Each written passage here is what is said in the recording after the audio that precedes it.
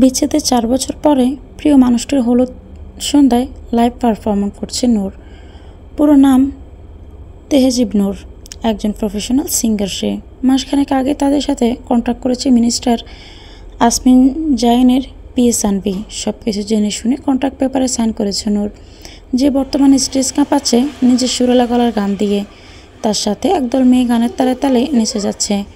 নূরও তাদের সাথে তাল মেলাচ্ছে। মাঝে মাঝে তার দিকে রক্তচক্ষু নিয়ে তাকিয়ে আছে আসমিন, অথচ তাকে দেখে বোঝার উপায় নেই এই মুহূর্তে তার রাগ পুরো কমিউনিটি সেন্টার জ্বালিয়ে দিতে পারে। আসমিনের বাবা কিছুটা আঁচ করতে পেরে মুচকি হাসলেন। ছেলের চোখে চোখ পড়তে গা জ্বালানো হাসি দিতে বললেন না। আসমিনের রাগ তত্তর করে বেড়ে গেলেও সে নূরের দিকে পূর্ণ মনোযোগ দিয়ে তাকালো। বেবি পিঙ্ক গাউনে নূরকে প্রিন্সেসের মতোই লাগছে। হেলে দুলে যখন ডান্সারদের সাথে পা মেলাচ্ছে তখন আসমিনের কলিজে আগুন লেগে যাচ্ছে, অথচ তার পাশেই তার হবু বউ বসে রাগে ফুঁসছে। তাতে তার কোনো হেলদোল নেই। তার কলিজা কয়লা করার জন্য স্টেজে হাজির হলো মেল সিঙ্গার তাসিন, যে আপাতত নূরের সাথে ডুয়েট করছে। দুজন যে খুব বেশি এনজয় করে গাইছে তা কেউ চোখ বন্ধ করে বলে দিতে পারবে। আসমিনের হবু বউ লারা এবার নিজের বেচারি মার্কা খোলস ছেড়ে বেরিয়ে এলো। কটমট করতে করতে আসমিনকে বলল, প্রাক্তনের প্রতি দরদ উঠছে নাকি? এভাবে তাকিয়ে কি তার রূপের সাগরে ডুবে দিয়েছ? তা সবাইকে বোঝাতে চাইছ? আসমিন পূর্ণ দৃষ্টিতে তাকালো লারার দিকে। পা থেকে মাথা পর্যন্ত চোখ বুলিয়ে উপহাসের স্বরে বলল, সামনে রূপের সাগর রেখে আমি পাশে পচাডোবা নিয়ে বসে আছি। কি দিন আসলো আমার! আমি কি ভেবেছি জানো লারা, এবার শহরের সমস্ত পচা নর্দমাগুলো পরিষ্কার করে ফেলবো, আবর্জনা সব ডাস্টবিনে ছুঁড়ে ফেলবো। মন্ত্রী হিসেবে আমার একটা কর্তব্য আছে তো নাকি? লারার মুখ আপনা আপনি বন্ধ হয়ে গেছে। আসমিনের নজর এখনও নূরেতে স্থির। প্রথম থেকে সবটা খেয়াল করলেও আসমিনকে পুরোপুরি ইগনোর করে গেছে নূর। প্রিয়জনের পাশে অন্য কাউকে সহ্য করা মানে নিজের কলেজে নিজেই করার চালিয়ে দেওয়া। তবুও নূর নির্বাক। আর তার এই নির্লিপ্ততাই তার সবচেয়ে বড় হাতিয়ার। এই যে সামনের মানুষটা তাকে হাসি খুশি আরেক ছেলের সাথে পারফরমেন্স করতে দেখে তেলে বেগুনে জ্বলে উঠছে, তাতে তো তার নিজের কলেজায় বরফ পড়ছে। গান শেষ হতেই উত্তেজনায় ফেটে পড়ল দর্শক। করতালিতে তাদের বাহবা দিয়ে দিচ্ছে সবাই। নূর স্টেজ থেকে নেমে আমজাদ চৌধুরীর দিকে এগিয়ে গেল। হাসি হাসি মুখে বলল, কেমন আছেন স্যার? মার খাবি, আমি এবার স্যার হলাম কবে রে? মিনিস্টার আসমিন জয়েনের বাবা আপনি। স্যার না বললে গর্দান যাবে যে। এসব মিনিস্টার বাদ দে, 2 পয়সার মূল্য নেই এ আমার কাছে এসবের। আমি তোর আঙ্কেল ছিলাম তাই আছি। খবরদার এসব স্যার টের ডাকবি না। আচ্ছা আচ্ছা, ডাকবো না, রাগ করো না তুমি, অনেকদিন পরে দেখা। এভাবে রাগ করলে আমার খারাপ লাগবে। ছেলের বিয়েতে মজা করো, মুখ গোমরা করে আছো কেন? নূরের কথা শুনে মুখ গোমরা করে ফেললো আমজাদ চৌধুরী। দীর্ঘশ্বাস ছেড়ে নূরের মাথায় হাত বুলিয়ে দিল। অনেক বড় হয়ে গেছিস, দোয়া করি আরও বড় হ। সবাই সব কিছুর মূল্য দিতে জানে না রে মা। কাজকে হিরে ভাবতে ভাবতে আসল হিরে কি কাজ ভেবে হারিয়ে ফেলে। যে মূল্য দিতে জানে না তাকেও মূল্যহীনের খাতায় ফেলে দিয়ে এগিয়ে যা। নিজেকে এতটা শক্ত কর যাতে আল্লাহ ছাড়া আর কেউ তোকে ভেঙে গুঁড়িয়ে দেওয়ার ক্ষমতা না রাখে। নূর মলিন হাসল। আমজাদ চৌধুরীর কাছ থেকে বিদায় নিয়ে তার জন্য বরাদ্দকৃত রুমের দিকে এগিয়ে গেল। রুমে প্রবেশ করতে নূরের হাসি হাসি মুখটা বিষাদে কালো মেঘে ছেয়ে গেল। চোখ থেকে পানি গড়িয়ে পড়ার আগেই সন্তর্পণে তা মুছে নিল সে। আসমিনের তীক্ষ্ণ দৃষ্টি নূরের দিকেই সীমাবদ্ধ। নূর এখনও আসমিনকে খেয়াল করেনি। বিলাসবহুল স্যুটের ড্রয়িং রুম থেকে বেডরুমে ঢুকতেই একটা হাত শক্ত করে চেপে ধরল তাকে। শক্ত হাতের ধাক্কায় দেয়ালের উপর আছড়ে পড়ল নূর। কয়েক সেকেন্ডের জন্য ঝাপসা হয়ে গেল সব কিছু। নিজেকে সামলে নেওয়ার আগে সে হাতের মলিন শক্ত করে চেপে ধরল তাকে। বেঁধে চোখে সামনে তাকিয়ে শান্ত হয়ে গেল নূর। আসমিন চোখ লাল করে তার দিকে তাকিয়ে, সরে দাঁড়ান মন্ত্রী সাহেব, সামান্য একজন সিঙ্গারের এত কাছে আসবেন না প্লিজ, চরিত্রে দাগ লাগতে পারে। নূরের নির্লিপ্ত ভাব আসমিনের রাগে গা ঢালার কাজ করলো। হাতের বাঁধন শক্ত করে দাঁতে দাঁত চেপে বলল, আজকাল সিঙ্গাররা সস্তা হয়ে যাচ্ছে নাকি? নাকি তাদের চরিত্র এতটাই নিম্নমানের হয়ে গেছে যে কেউ কাছে আসলে তার চরিত্র খারাপ বলবে লোকে? নূর চোয়াল শক্ত করে তাকালো আসমিনের দিকে। পুরনো ক্ষত তাজা হয়ে উঠছে। নূর তার ছেলের হাসি দিয়ে বলল, মানুষ নিজের চরিত্র দিয়ে অন্যকে বিচার করে। জানেন তো মন্ত্রী সাহেব, যার চরিত্র যেমন সে অন্যকে তেমনই ভাবে। সেসব কথা বাদ দিন, নিজের হবু বউয়ের দিকে নজর দিন। আমি এখানে আমার চরিত্রের সার্টিফিকেট নিতে বা দিতেও আসিনি। ব্যক্তিগত কোনো কথা না বললে খুশি হব। দয়া করে হাত ছাড়ুন। যদি না ছাড়ি? ধরে রাখা আপনার স্বভাবের সাথে যায় না। আপনি ছেড়ে দিতে অভ্যস্ত, তাই অযথা সময় নষ্ট করবেন না। বদলে গেছো। পুরো পৃথিবীটা বড্ড নিষ্ঠুর মন্ত্রী সাহেব। কি বিশেষ হচ্ছে না? বিশ্বাস না হলে একবার আমার জায়গায় নিজেকে দাঁড় করিয়ে দেখুন। আমার চোখ দিয়ে পৃথিবীর নিষ্ঠুরতম মানুষগুলোকে দেখুন। দেখবেন প্রতারকদের মেলা বসেছে। ঠান্ডা মাথায় খুন করে দিয়ে চলে যাবে, বুঝতেই পারবেন না। আচ্ছা মন্ত্রী সাহেব, আপনি কখনো আয়না দেখেন না? চোখ মেলাতে পারেন তো নিজের সাথে? ঘৃণা হয় না এই জঘন্য প্রতারক চেহারা দেখে? বমি পায় না? আমার কিন্তু বমি পাচ্ছে। মনে হচ্ছে ঘৃণাগুলো বমি হয়ে আপনার গায়ে উগড়ে দেয়। আপনি বরং চলে যান। অযথা সময় নষ্ট করার মানে হয় না। নূর, আপনার উপর আমার কোনো দাবি নেই মন্ত্রী সাহেব। নূর এতটাও বেহায়া না, ভাববেন না আপনার নতুন সংসারে ঝামেলা সৃষ্টি করব। জীবন অনেক লম্বা, জানেন তো। সেখানে আপনার মতো প্রতারকদের পাত্তা দিতে নেই। আমার করা প্রতিটি ওয়াদা আমি পূরণ করেছি। আরেকটা ওয়াদা আপনাকে করতে চাই মন্ত্রী সাহেব। আমার শূন্যতায় আপনার সুখের সংসার জ্বালিয়ে রাগ করে দিব। এটা নূরের ওয়াদা। প্রতি মুহূর্তে আপনি পড়াবেন। আপনার মনের ভিতর থাকা শান্তির শেষ বিন্দুটুকু নেড়ে বের করে আনবো। এতদিনে নূরের ভালোবাসা আপনাকে উষ্ণতা দিয়েছে, এবার নূরের তেজ আপনাকে ছাই করবে। নতুন জীবনের জন্য অভিনন্দন। বারান্দায় সোফায় আয়েশি ভঙ্গিতে বসে মাথা পিছনের দিকে হেলিয়ে রেখেছে আসমিন। নূরের কোনো কথাই তার উপর প্রভাব ফেলতে পারেনি। সেসব দিয়ে মাথাও ঘামাচ্ছে না সে। তার বর্তমান মাথা ব্যথা নাম লারা। এই মেয়েটার একটা ব্যবস্থা করতে হবে। কয়েকদিনে মাথা খেয়ে দিল। কয়েকটা বিশ্রী গালে দিয়ে মাথা সোজা করে বসলো সে। সামনে কাছুমাছু করে সানভি দাঁড়িয়ে। কি বুঝে যে এই ছেলেটাকে নিজের বিয়ে করেছে আজও মাথায় আসে না। কি বলবে বলো? আশ্বিনের গম্ভীর গলা শুনে শুকনো ঢোক গিলল সানভি। ভয়ে ভয়ে বলল, ম্যামকে খুঁজে পাওয়া যাচ্ছে না স্যার। তড়াক করে বন্ধ চোখ খুলে ফেলল আশ্বিন। রক্তিম চোখে তাকাতেই কাঁপাকাঁপি শুরু হয়ে গেল সানভীর। আশ্বিন নিজের ফোনে দৃষ্টি রেখে গম্ভীর গলায় বলল, নূর রুমেই আছে সান। অযথা আমার সময় নষ্ট না করে বাকি দিকটা সামলাও। আমি লারা ম্যামের কথা বলছি স্যার। সানভীর তাড়াহুড়ো জবাব। বিরক্তিতে কপাল কুঁচকে গেল আশ্বিনের। তবে চেহারায় তার রেশ মাত্র নেই। শান্ত ভঙ্গিতে শুভ্র পাঞ্জাবির পকেট থেকে রিতারা চিহ্ন ভালবার বের করে শান্ত গলায় বলল, ওই মেয়েকে আরেকবার ম্যাম বললে এই রিতারা চিহ্ন ভালবারের একটা গুলি তোমার নামে দান করে দিব।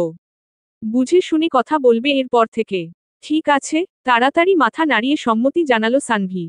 যে লোক কোল্ড ড্রিঙ্ক খেতে খেতে ঠান্ডা মাথায় তারা চিহ্ন ন করতে পারে তার দ্বারা সবকিছুই সম্ভব। প্রাণের নিশ্চয়তা থাকলে এই চাকরি সে কবেই ছেড়ে দিত। এসবে এমনভাবে জড়িয়ে গেছে যে চারিদিকে শত্রুর অভাব নেই। আশ্বিনের ছায়া মাথা থেকে উঠতেই সে দুনিয়া থেকে উঠে যাবে।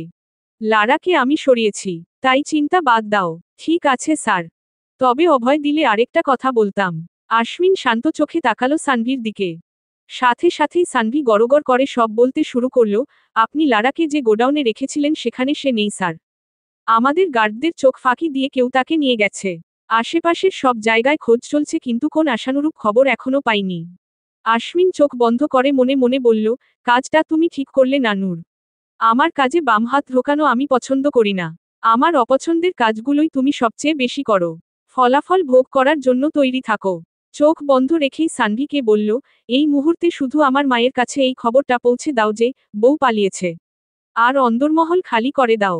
শুধু আমার কাছের মানুষগুলো ছাড়া আর কেউ যেন না থাকে। Okay sir. হন্তদন্ত পায়ে বেরিয়ে গেল সানভি। রাত ৩টায় আরামের ঘুম বাদ দিয়ে এসব করতে হচ্ছে। কালারফুল প্রজাপতির মতো সুন্দরী মেয়েরা এদিক সেদিকে উড়ে বেড়াচ্ছে। অথচ তার সেদিকে নজর দেয়ারও সময় নেই। এই জীবন রেখে কি হবে? এর চেয়ে সন্ন্যাসী হয়ে বনে জঙ্গলে ঘুরে বেড়ানো ঢের ভালো। ভোর রাতে মিসেস কামিনী চৌধুরীর বিলাপে ঘুম ভাঙল সবার। আশ্বিন একমনে নূরের দিকে তাকিয়ে আছে। নূরের রুমে হিডেন ক্যামেরা লাগিয়েছে সে। ফোনের স্ক্রিনে তীক্ষ্ণ চোখে তাকিয়ে সে। নূর ঘুমাচ্ছে। ঠিক ২ মিনিটের মাথায় আলসে ভঙ্গিতে উঠে বসল নূর। চুলগুলো মেসি বান করে আড়মোড়া ভেঙে ফিচলে হাসল। হেলেদুলে এসে আশ্বিনের সেট করা ক্যামেরার সামনে দাঁড়িয়ে ২ ঠোঁট উঁচু করে চুক চুক শব্দ করে উচ্চ স্বরে হেসে উঠল। আশ্বিন হাত মুষ্টিবদ্ধ করে রাগ সংবরণ করার চেষ্টা করছে। এই মেয়েটা এত বিধ্বংসী হলো কবে থেকে? নূর নিজের হাসি থামিয়ে চেহারা দুঃখী দুঃখী করে ফেলল। আফসোসের স্বরে বলল, আহারে, মন্ত্রী সাহেবের বউ পালিয়েছে বুঝি? এখন কি হবে? প্রেস, মিডিয়া তো মন্ত্রী সাহেবকে বদনাম করে দিবে। আপনি চিন্তা করবেন না মন্ত্রী সাহেব, আমি কোনভাবেই আপনাকে বদনাম হতে দিব না। আমি ওয়াদা করেছিলাম তো, আপনার বিপদে আপনার পাশে থাকব। লুক, আম হেয়ার। নূর রুম থেকে বেরিয়ে যাওয়ার 10 মিনিটের মাথায় সমস্ত শোরগোল থেমে গেল। পুরো দমে বিয়ের প্রস্তুতি শুরু হয়ে গেল। বিশাল বাগানের মধ্যে বরের গোসলের প্রস্তুতি চলছে। এক সাইডে নূরের ব্যান্ড একের পর এক গান পারফর্ম করে যাচ্ছে। আজকে নূর এখনো স্টে উঠেনি। সে আশ্বিনের আসার অপেক্ষায় আছে। তার পারফরমেন্স শুরু হবে আশ্বিন আসার পরপর। কয়েক মুহূর্ত পরে আশ্বিন উপস্থিত হলো বাগানে। শুভ্র পাঞ্জাবিতে রাজকুমারের মতো লাগছে তাকে। হলদেটে গায়ের সাথে পাঞ্জাবিটা অসাধারণভাবে মানিয়ে গিয়েছে। তার তীক্ষ্ণ দৃষ্টি নূরের দিকেই স্থির। নূর মাছি তাড়ানোর মতো হাত নাড়ল। আশ্বিন বাঁকা হেসে গোসলের জন্য নির্ধারিত জায়গায় গিয়ে দাঁড়াতেই মহিলারা তাকে আবারও হলুদ মাখিয়ে দিল। স্টেজে তখন শুভ বিবাহ গান বাজছে। আমজাদ চৌধুরী হাঁক ডেকে নূরকে বলল, এদিকে আয় তো তেহজিব মা। আশ্বিনকে হলুদ লাগিয়ে দে। নূর শয়তানি হেসে হাত ভর্তি হলুদ নিয়ে এলো। নূরকে আসতে দেখে মহিলারা একপাশ হয়ে দাঁড়িয়ে গেল। আশ্বিন শান্ত চোখে নূরের দিকে তাকিয়ে। নূর আশ্বিনের মুখোমুখি দাঁড়িয়ে গুন গুন করে গান গাইতে লাগলো, আমার জায়গায় বসিয়েছ অন্য কাউকে যেমন তোমার জায়গা ও দিয়ে দিব অন্য কাউকে তেমন। আশ্বিনের গালে হলুদ লাগিয়ে দিতেই আশ্বিন নূরের হাত চেপে ধরল। হেঁচকা টানে নূরকে ঘুরিয়ে নিল। সাথে সাথে আশ্বিনের বুকের সাথে নূরের পিঠ লেগে গেল। আশ্বিন হালকা নিচু হয়ে গুন গুন করে গাইল। নূরের গালে নিজের গাল ঘষে দিল। নূর বাঁকা হেসে সামনে বসে থাকা কামিনী চৌধুরীর দিকে তাকালো। সে কটমট করে তাদের দিকেই তাকিয়ে। লারাকে এখনো পাওয়া যায়নি। নূর তাদের আশ্বাস দিয়েছে, সে সময় মতো লারাকে বধূ বেশে উপস্থিত করবে। কামিনী চৌধুরী জানেন নূর নিজের কথা রাখবে। তবুও নিশ্চিন্ত হতে পারছেন না। আশ্বিনের মতিগতি তার ঠিক লাগছে না। ভালোয় ভালোয় বিয়েটা মিটে গেলেই হলো। আশ্বিন নিজের রুমে দাঁড়িয়ে বর বেশে তাকে কোন দেশের রাজা লাগছে কিছু একটা ভেবে শয়তানি হেসে বিড়বিড় করল, তোমার জীবনে কালবৈশাখী ঝড় তুলে দিব তেহজিব, ঠিক যেমন আজ আমার হৃদয়ে ঝড় উঠেছে। ঝড়ের তাণ্ডবে যেমন শুকনো ডাল ভেঙে পড়ে ঠিক তোমাকেও সেভাবে ভেঙে গুড়িয়ে দিব। তবে তোমার মতো আমি একা ছাড়ব না তোমাকে। খুব যত্নে কুড়িয়ে নিব বাহুডোরে। আজ যেমন তুমি আমাকে শূন্যতার মহাকাশে ছুঁড়ে ফেলেছ, ঠিক আমিও তোমাকে আমার হৃদয়ের আস্থা করে ছুঁড়ে ফেলব। দেখা হবে শীঘ্রই। আশ্বিনের চোখ মুখ লাল হয়ে গেছে। বর বেশে বসে আছে সে। পাশেই তার বাবা মলিন মুখে বসে। প্রেস মিডিয়া চারিদিকে গিজগিজ করছে। শামিয়ানার ওপাশে লারা বধূ বেশে উপস্থিত। নূর সামনেই দাঁড়িয়ে, মুখে তার ক্রূর হাসি। আশ্বিন হঠাৎ করেই খুব হাসি হাসি মুখ করে তাকালো নূরের দিকে। হোঁচকচিয়ে গেল নূর। এর মধ্যেই কাজী বিয়ে পড়ানো শুরু করে দিয়েছে। লারাকে কবুল বলতে বললে লারা ভীতু চোখে আশ্বিনের দিকে তাকালো। আশ্বিন হাসি মুখে তার দিকে তাকিয়ে ইশারায় কবুল বলতে বলল। লারা কাপা কাপা গলায় কবুল বলে দিল। আমজাদ চৌধুরী মুখ কাল করে ফেলল। হঠাৎ করেই আশ্বিন চিৎকার করে উঠল। কি হয়েছে আব্বু? বুকে ব্যথা করছে? চিন্তা করো না, আমি এখনই তোমাকে হসপিটালে নিয়ে যাচ্ছি। আশ্বিনের চিৎকার শুনে আমজাদ চৌধুরীর হাত এমনিতেই বুকে চলে গিয়েছিল। সে এখন হতভম্ব চোখে আশ্বিনের দিকে তাকিয়ে। আশ্বিন ফিসফিস করে বলল, যদি চাও এই মেয়েকে বিয়ে করে সত্যি সত্যি তোমাকে হার্ট অ্যাটাক না দেই তাহলে আমার সাথে এই মুহূর্তে হসপিটালে চলো। আমজাদ চৌধুরীর এবার সত্যিই বুকের ব্যথা শুরু হয়ে গেল। আমজাদ চৌধুরীকে যখন হসপিটালে নেয়ার তোড়জোড় চলছে ঠিক সেই মুহূর্তে তাদের সামনে হাজির হলো নূর। আশ্বিন চোয়াল শক্ত করে তাকিয়ে আছে তার দিকে। সানভি আমতা আমতা করে বলল, সরে দাঁড়ান ম্যাম, স্যারকে এখনই হসপিটালাইজ করতে হবে, না হলে যে কোন সময় দুর্ঘটনা ঘটে যেতে পারে। নূর বাঁকা হেসে আমজাদ চৌধুরীর কাছে গিয়ে দাঁড়ালো। কামিনী চৌধুরী তাকে ধরে বিলাপ করে যাচ্ছে। লারা ভয়ার্ত চেহারা নিয়ে পাশেই দাঁড়িয়ে। নূর আশ্বিনের দিকে তাকিয়ে শয়তানি হাসি দিয়ে বলল, সবাই শান্ত হন। কেউ অস্থির হবেন না প্লিজ। আঙ্কেলের গ্যাস্ট্রিকের ব্যথা হয়েছে। ছেলের বিয়ে বলে কথা, হেভি খাবার খাওয়ায় এই অবস্থা, নাথিং এলস। আশ্বিনের সামনে গ্যাস্ট্রিকের মেডিসিন এগিয়ে দিয়ে বলল, নিন, এটা আঙ্কেলকে খাইয়ে দিন। 10 মিনিটে ঠিক হয়ে যাবে। আপনি বরং ভালো ছেলের মতো বিয়েটা করে নিন। সুন্দরী সুশীল বউ অপেক্ষা করছে তো। বিয়েটা আপনাকে করতেই হবে মন্ত্রী সাহেব। না হলে আমার শূন্যতা অনুভব করবেন কিভাবে? আমাকে ফিরে পাওয়ার বিন্দু মাত্র আশার স্বস্তি আমি আপনার ভিতর অবশিষ্ট রাখব না। নূর তার কথার খেলাপ করে না। শেষের কথাগুলো ফিসফিস করে বলল নূর। আশ্বিন তার দিকে শান্ত চোখে তাকিয়ে। ভিতরে রাগে ফেটে পড়লেও বাইরে সে একদম শান্ত। নূরের দিকে তাকিয়ে বাঁকা হাসল সে। নূরের দিকে ঝুঁকে ফিসফিস করে বলল, আমি একজন মন্ত্রী নূর। তোমার মতো হাজার হাজার কুটিল বুদ্ধি পিছনে ফেলে আজ এখানে এসে দাঁড়িয়েছি। তুমি এতদূর করতে পেরেছ কারণ আমি চেয়েছি। উড়ে বেড়াও, যত খুশি উড়ে বেড়াও। কিন্তু এটা ভুলে যেও না তোমার নাটাই এই আশ্বিন জাইনের হাতে উড়বে, গোত্তা খাবে, সমস্যা নেই। কিন্তু যখন সুতা টান দিব তখন আমার কাছেই আসতে হবে। তখন কি হবে নূর? তোমার মন্ত্রী সাহেব কিন্তু খুব নিষ্ঠুর। তার নিষ্ঠুরতা সহ্য করতে পারবে তো? ভেবে চিনতে কদম ফেলো নূর। তোমার পায়ে শিকল লাগাতে আমি মোটেও সময় নিব না। দাঁতে দাঁত চেপে কি মন্ত্রী সাহেব, নাটাই থেকে সুতো ছিঁড়ে কবেই উড়ে গেছে আর আপনি তো দেখছি খবরও রাখেন না। এত বেখেয়ালি হলে চলে?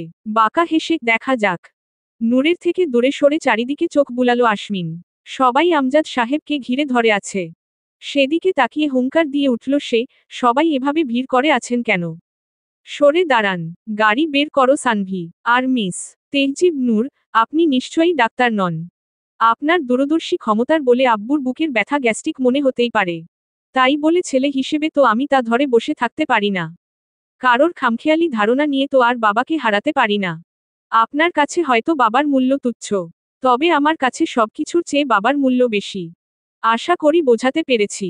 সানভি গাড়ি নিয়ে আসতেই আমজাদ সাহেবকে নিয়ে বেরিয়ে গেল আশ্বিন। নূরকে ইচ্ছে করেই এত তিক্ত কথা শুনিয়েছে সে। নিজের করা ভুলগুলো সেও না হয় একটু উপলব্ধি করুক। গর্ত থেকে যখন টেনে বের করে এনেছে তখন ঘাড়ের বাঁকা রগগুলোও ঠিক সোজা করে দিবে। কামিনী চৌধুরী সাথে আসতে চাইলে সাথে সাথে মানা করে দিল আশ্বিন। এমনিতেই মেজাজ পুরো খিচে আছে। মায়ের ফিচফিচ কান্না এখন টোটাল সহ্য করতে পারবে না সে। এর মধ্যেই বিভিন্ন চ্যানেলে ব্রেকিং নিউজ চলছে, ছেলের বিয়েতে গুরুতর অসুস্থ হয়ে পড়লেন মন্ত্রী আশ্বিন জাইনের বাবা আমজাদ চৌধুরী। গাড়ি চলছে আপন গতিতে। পিছনে গার্ড আর মিডিয়ার প্রায় 50টার মতো গাড়ি তাদের ফলো করছে। আমজাদ চৌধুরী রাগী চোখে তাকিয়ে আছে আশ্বিনের দিকে। আশ্বিনের তাতে কোন হেলদোল নেই। সে একমনে ফোন ঘেঁটে যাচ্ছে। আমজাদ চৌধুরী এবার মেজাজ হারালেন। কর্কশ গলায় বললেন, এদিকে তাকাও বেয়াদব ছেলে, বিয়ে যখন করবেই না তাহলে এত নাটক করার কি দরকার ছিল? কেমন ছেলে তুমি? বিয়ে বন্ধ করার জন্য বাবাকে হার্ট অ্যাটাকের রোগী বানিয়ে দাও। দিন দিন অসভ্য হচ্ছ। সানভি শুকনো ঢোক গিলে পিছু ফিরে আমজাদ চৌধুরী আর আশ্বিনের দিকে তাকালো। তা দেখে আমজাদ চৌধুরী ফুঁসে উঠল, এভাবে তাকাচ্ছ কেন? ছেলে হয় আমার, চাইলে 2-4 ঘা লাগিয়েও দিতে পারি। আর তোমাকে বলছি বেয়ারা ছেলে, আমি কিছুতেই হসপিটাল যাব না। ফিনাইলের গন্ধ আমার একদম সহ্য হয় না। ঠিক আছে, তোমাকে নানা বাড়ি রেখে আসছি। সানভি, গাড়ি ঘোরাও। আশ্বিনের শান্ত গলা। সানভি অসহায় চোখে তাকালো আমজাদ চৌধুরীর দিকে। আমজাদ চৌধুরী মুখ কালো করে বসে আছে। ছেলের দিকে তাকিয়ে কিছুক্ষণ কটমট করে সানভিকে হাসপাতালে নিয়ে যেতে বলল। আমজাদ চৌধুরীর চুপসে যাওয়া মুখ দেখে সানভির প্রচণ্ড দুঃখ হলো। এরকম একটা নিষ্ঠুর ছেলের পিতা হওয়া তার মোটেও উচিত হয়নি। আশ্বিন তীক্ষ্ণ চোখে নূরকে দেখে যাচ্ছে, যে বর্তমানে রুমের এক কোনায় বিধ্বস্ত হয়ে বসে আছে। বিড়বিড় করে কিছু বলছেও হয়তো, কিন্তু কিছুই বোঝা যাচ্ছে না। আশ্বিন বোঝার চেষ্টাও করল না। সে শুধু একমনে নূরকে দেখে গেল। চোখ বন্ধ করে রুমের এক কোনায় চুপ করে বসে আছে নূর। বুকের ভিতর অসহ্য যন্ত্রণা চেপে ধরেছে তাকে। কিন্তু সে কাঁদছে না। সে জানে, আশ্বিনের বাজপাখির মতো নজর এখন তার উপরেই। তাই তার সামনে কোনভাবেই নিজের দুর্বলতা প্রকাশ করবে না সে। 4 বছর আগের আশ্বিনের একটা কথাই তার কানে বারবার বেজে যাচ্ছে, যে মেয়ে নিজের বাবার ভালোবাসার মূল্য দিতে জানে না সে আমার ভালোবাসার মূল্য দিবে কিভাবে? বাবার মৃত্যু থেকে যার ক্যারিয়ার বড় সে মেয়েকে আমি আমার জীবনে চাই না। দেখা গেল আমাকে মৃত্যু মুখে রেখে সে নিজের স্বপ্ন পূরণ করতে চলে গেল। এই নূরকে আমি ভালোবাসিনি। তাই এই নূরের জায়গা আমার জীবনে নেই। Go to hell with your ফাতারা চিহ্ন কিং ড্রিম। চোখ খুলে ফেলল নূর। বাবা নেই ভাবতেই দম বন্ধ হয়ে আসলো তার। এই পৃথিবীতে তার আর কেউ নেই। সে একা, মহাকাশের এক বিন্দুর মতো সে একদম একা। আশ্বিন পুরনো ঘা তাজা করে দিয়েছে তার। তাচ্ছিল্যের হাসি হাসল নূর। যে তাকে তখন বোঝেনি সে আজ আর কি বুঝবে? ভালোবাসি বললেই হয় না। বিশ্বাস করতে হয়, ভরসা করতে হয়। শুধু ভালোবাসা কখনোই টিকে থাকে না। আশ্বিন সেদিন তার বিধ্বস্ততা দেখেনি। তার ভেঙ্গে গড়িয়ে যাওয়া ভঙ্গ হৃদয় দেখেনি। সে শুধু তার ভুল দেখেছে। তাকে এত বড় পৃথিবীতে সম্পূর্ণ একা ছেড়ে দিয়েছে। সদ্য বাবা হারানো মেয়েটাকে বিচ্ছেদের যন্ত্রণা দিয়েছে। আশ্বিনকে আর যাই হোক ক্ষমা করা যায় না। এবার আশ্বিন বুঝবে ভাঙ্গনের যন্ত্রণা কাকে বলে। আমি তোমাকে বোঝাবো নিঃসঙ্গতা কাকে বলে। ক্ষমতার খুব বড়াই না তোমার? দেখি কত ক্ষমতা তোমার। কামিনী চৌধুরী এবার বুঝবে তেহজিব কি জিনিস। মায়ের কুৎসিত চেহারা সহ্য করতে পারবে তো আশ্বিন জাইন? উচ্চ স্বরে হেসে উঠল নূর। রুমের মধ্যে পায়চারি করে যাচ্ছে কামিনী চৌধুরী। নূরকে এখানে সে একদম সহ্য করতে পারছে না। ভাইয়ের মেয়ে হলে কি হবে? আস্ত বজ্জাত একটা। এত বছরের সাজানো প্ল্যান কোনভাবেই নষ্ট হতে দিবে না সে। আশ্বিনের মতিগতি ভালো ঠেকেছে না। সে জানে আমজাদ চৌধুরীর কিছু হয়নি। বিয়ে বন্ধ করতেই আশ্বিন এই নাটক করেছে। ছেলেকে হাড়ে হাড়ে চেনে সে। অনেক কষ্টে দুজনের মধ্যে দূরত্ব এনেছে। এখন কিছুতেই তাদের কাছাকাছি রাখা যাবে না। এই মেয়েকে যেভাবেই হোক বিদায় করতে হবে। লাক্সারি কেবিনে শুয়ে আছে আমজাদ চৌধুরী। পাশেই সানভি দাঁড়িয়ে। আশ্বিন সোফায় বসে নূরকে পর্যবেক্ষণ করে যাচ্ছে। নূরের হাসি বিষাদ কোনোটাই চোখের আড়াল হয়নি তার। দুটোর মানেই সে বোঝে। সঠিক সময় আসলে নূরকেও বুঝিয়ে দিবে। বিশাল ড্রয়িং রুমে গম্ভীর হয়ে বসে আছে আশ্বিন। পরিবারের সবাই এখানে উপস্থিত। কামিনী চৌধুরী থমথমে মুখে আমজাদ চৌধুরীর পাশে বসে। চারিদিকে পিনপতন নীরবতা। সবার দিকে চোখ বুলিয়ে ঠোঁট বাঁকিয়ে হাসল নূর।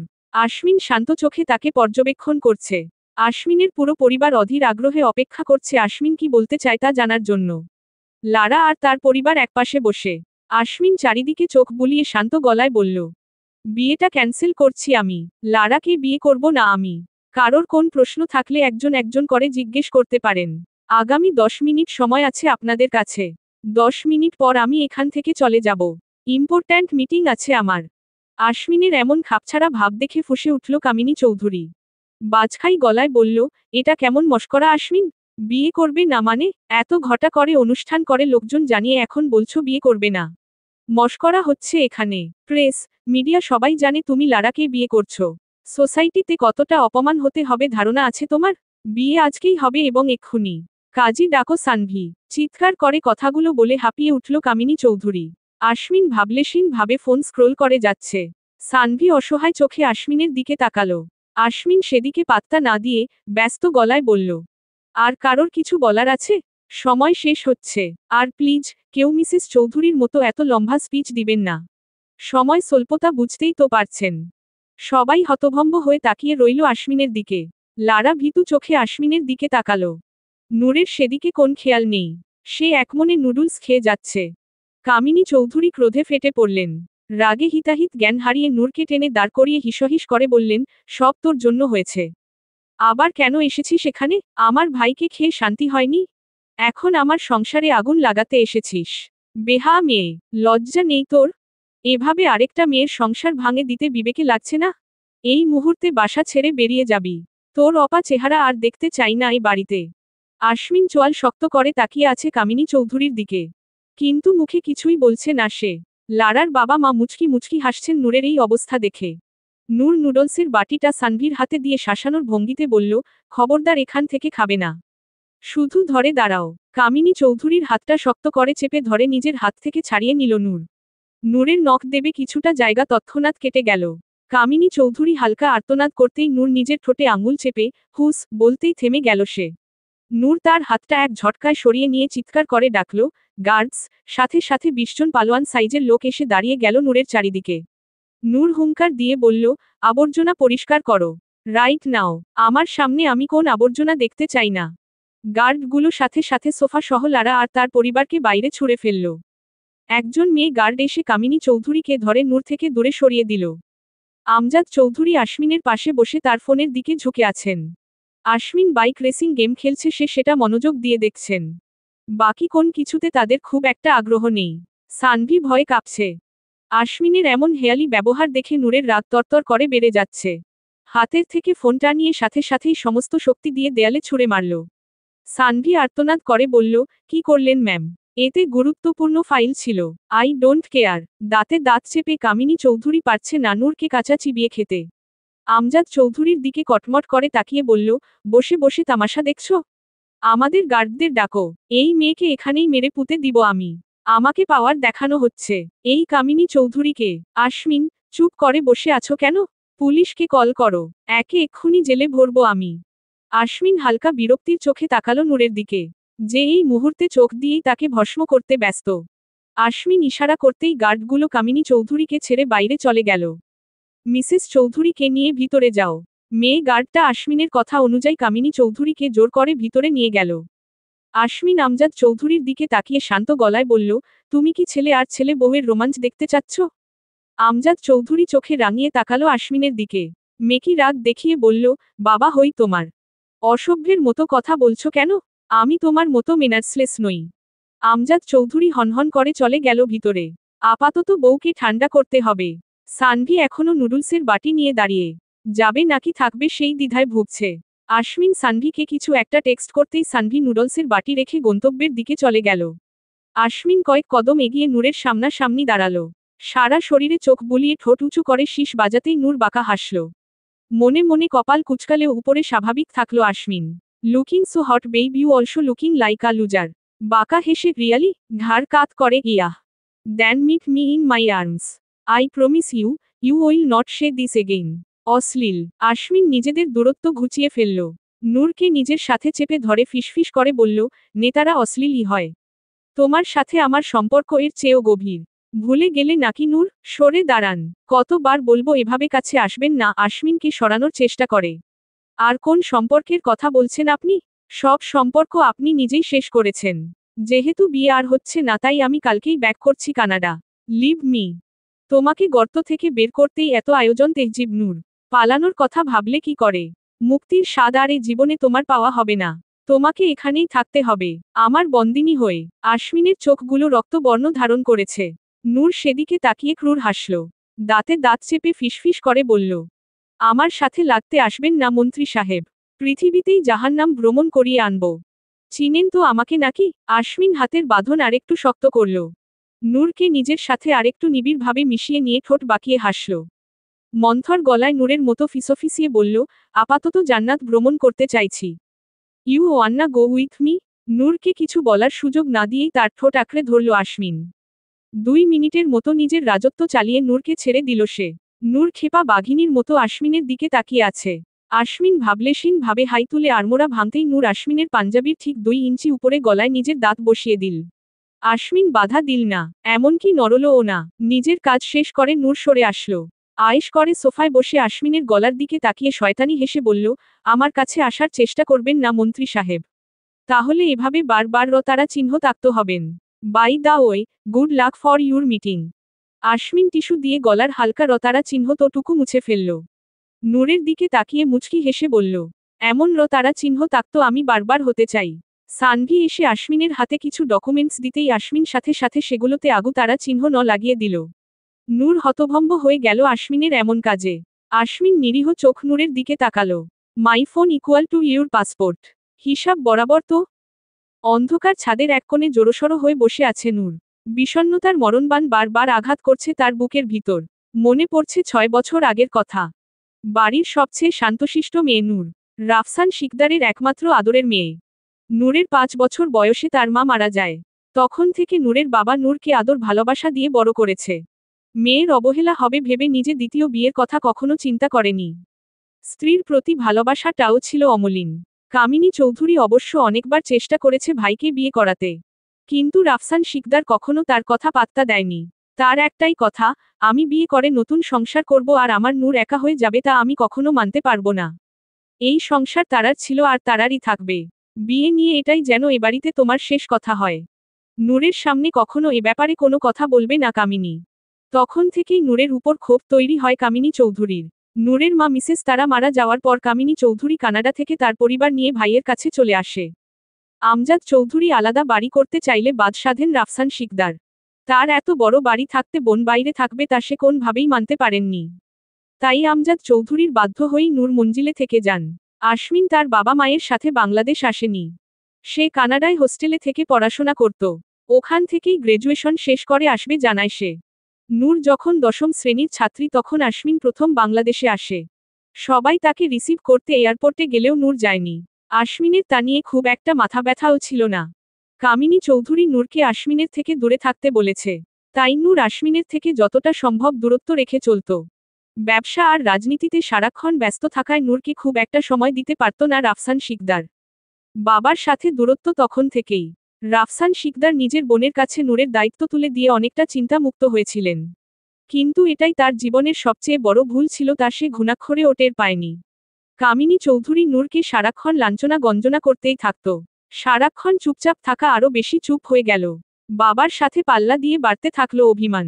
আশমিন দেশে আসার পরে রাফসান শিকদারের সাথেই বেশিরভাগ সময় কাটাত। রাজনীতির উপর ছিল তার অপার আগ্রহ। রাফসান শিকদারও হাসিমুখে হাতে কলমে আশমিনকে সবকিছু শিখাচ্ছিলেন।